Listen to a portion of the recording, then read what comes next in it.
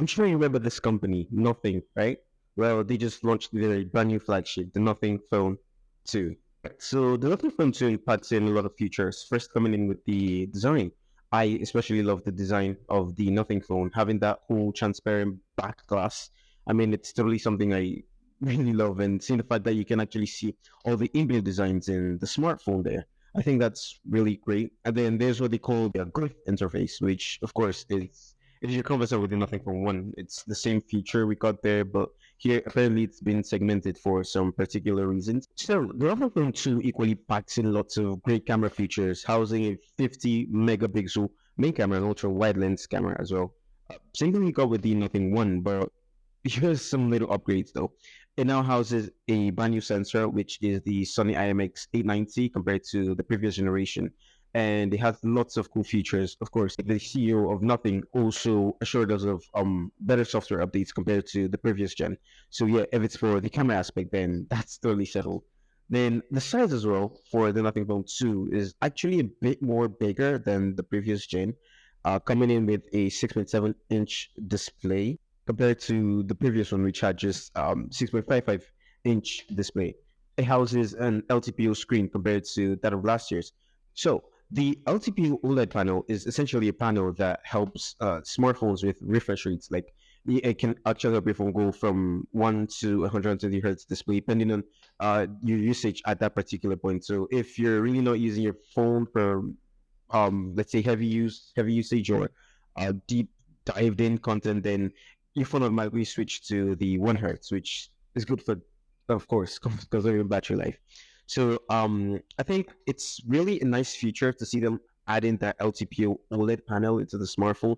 I think that was actually wise of them. And of course, the colors. Well, this year we only get two colors, the white and then the gray color, unlike last year's, which we had the black. But I think this year's colors are actually much more better because the gray is actually kind of good in hiding fingerprints compared to some shouty colors out there. And we equally get some nice upgrades in terms of chipset. Well, not really the best, but hey, it comes in with the Snapdragon 8 Plus Gen 1 chipset, which is the flagship chipset for Android devices of last year. That's 2022, of course. But well, we kind of opted in for a Snapdragon 8 Gen 2.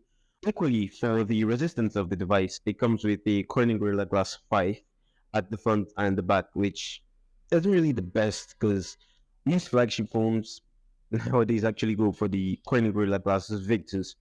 At least they try to put it at the front, even if the back gets plastic or probably glass or just an inferior Gorilla Glass, of course. But sticking with the 5, well, I think they would have done a bit better. But I think they did it because they were trying to cut cost. Obviously, of course, I'm sure that's the reason behind it. And then when I get an IP68, water and dust resistance, nope, that's not what we're getting. So nothing. Well, at least we did get something. Do you know what we got? Well, we got bigger batteries this time. We got the 4,700 million power battery compared to that of last year's, which had 4,500 million power battery. And the reason for this is, I believe, should be because of the increased size of course, the phone itself, and then probably the refresh rate being reduced to, the panel using the LTPO OLED panel, which of course reduces refresh rate. So we will be expecting to get better and higher battery life from the device. You equally get a whooping 45 watts fast charger in the box, which according to Nothing goes from 0 to 100 in just 55 minutes, which I think is actually acceptable, owing to the fact that we have lots of phones charging from 0 to 100 in under just 30 minutes, 20 minutes. Some even go as low as 10 minutes, of course. But hey, 55 minutes, it's really not a huge deal. I mean, owing to the fact that you have a very good screen there and literally everything there is perfect. We've literally reached an era where smartphone companies are no longer trying as hard as they used to put in their efforts into designing smartphones and stuff like that. Like if you did back 10 years ago and you compare how smartphone redesigning were, I mean, you'd see lots of significant changes. Like each year you knew, oh, you're actually getting a new design. Take for instance the Samsung Galaxy. If you had an S9 dropped and an S10, of course you'd see a huge jump, and then the S20 Ultra you notice some significant changes, right? But now smartphone cameras or displays are actually just looking the same, and you're like, oh, in fact, you hardly can tell an iPhone 14 Pro Max from a 12 Pro Max from afar. nowadays, except you have to look close or something, or probably because of the color.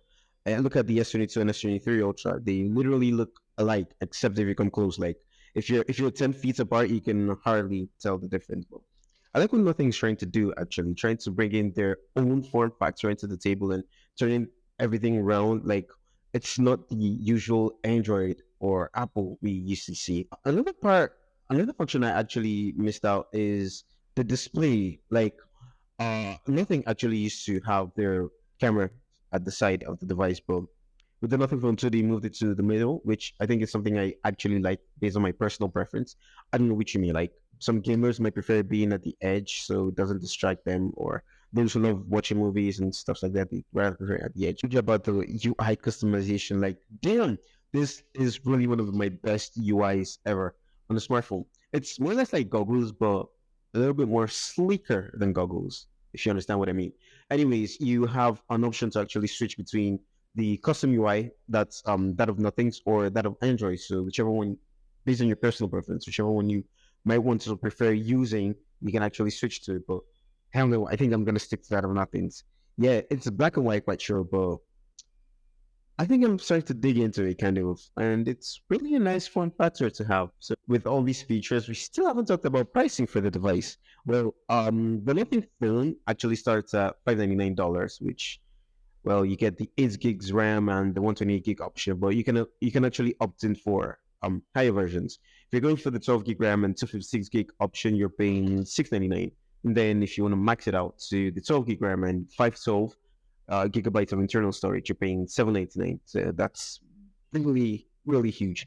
I mean, point to the fact that last year we paid $410 for Nothing for one. I mean, why did it jump to Nothing? Why the increase in price? Well, I think it can actually be considered due to the fact that, they weren't using the LTPO OLED panel last year, of course. They used the Snapdragon 8 Plus Gen 1 and lots of other features as well. They didn't have cool cameras, like they didn't have the brand new Sony IMX 890 sensors. And I think lots of other things as well contribute to it. But what do you think of the Nothing phone? Are you buying it or are you passing?